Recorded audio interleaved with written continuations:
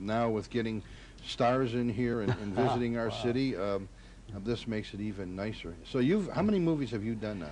Golly, almost over 80.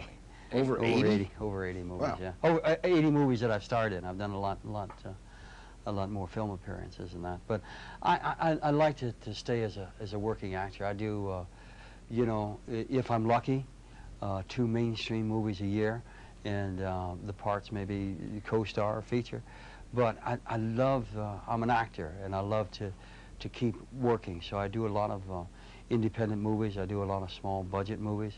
But the word for an actor is to keep working, and I'm very lucky that I've been able to do that for the last 10 years. Obviously, it's something that's in the genes, that it's in your family, that's your brother and 2 nephews that do it, and all of them do it very well. And Martin now with that new program, the West Wing or something like that? That's just taken off. I had a chance. I'm a spokesperson for Olive Crest Family for Abused and Foster Children in Los Angeles, and I went out to the West Wing set and got to direct my brother in a PSA that he did for us, and we shot about 5 different segments. But you know, true to the craft, you know, here I am, his kid brother, and very rookie director, but he listened to me. Yeah, so God bless him.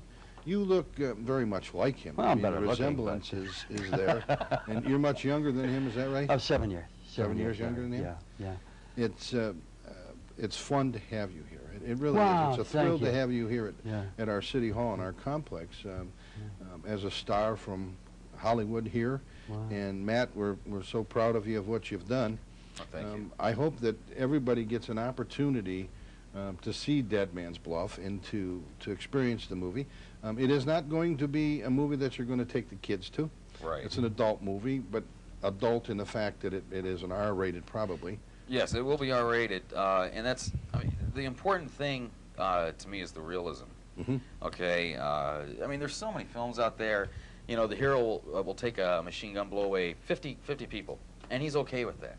You know, like it's easy to just go out and kill people, and that's just not realistic. And I don't think that's sending the right message.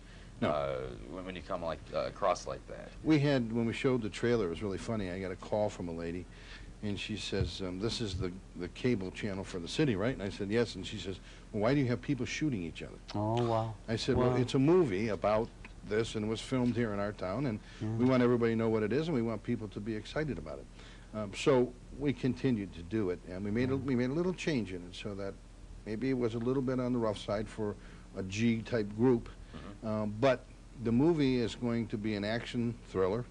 Yes. You're going to have people that are going to be in there that are going to be just like any other movie that you see today. Right. There's the good guys and the bad guys. Yes. Right. Yeah. Except the good guy here, that's what his conflict is. His conflict is with all the killing that these guys are involved with. Okay, you got to remember, he's adopted into this crime family at a young age. Okay, and he's witnessing everything that these guys are up to. You know, with the drugs and the violence and killings and things like that. And it doesn't sit too well with him and his character. So he's breaking away from their mold, okay? And I think that's an important thing to show people because, I mean, obviously I've never killed anybody, but it's just not realistic to think that just because they're the hero that they can take a couple of machine guns under each arm and just blow away 50 bad guys and that sit well with them. Yeah. I'm sorry. No, go ahead. I was just very impressed with the script, even that it's very raw and it's very street, but at the same time there's a very strong moral message to gather from it, and that's the point I was going to get to. Yeah.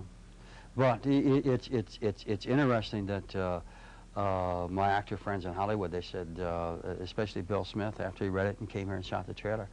He said, Joe, if you can, you got to get involved with this piece because it's going to fly. This is a real movie. Now, Matt, where are we going to see this? I mean, this is going to be for, I know you're producing it and you got some people interested, but what do you do now? Well, what I do now is we'll start primary shooting at the end of April, beginning of May. We're going to shoot through May and probably June, most of June, and then there'll be probably, what, 2 months post, I'm imagining, which means editing.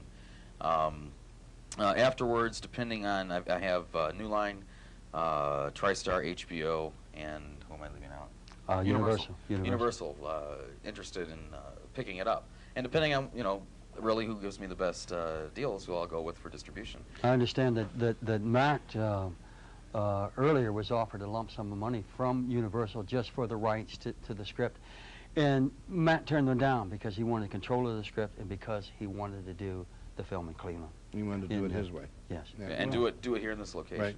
That's great. Now, when you go into the actual production, you are still going to have the mayor pull up in the car, go to the right and go out. You're gonna be in there, you bet.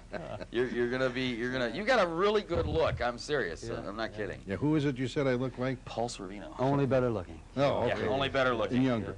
And younger. I enjoyed it. Everybody that was involved with it enjoyed it.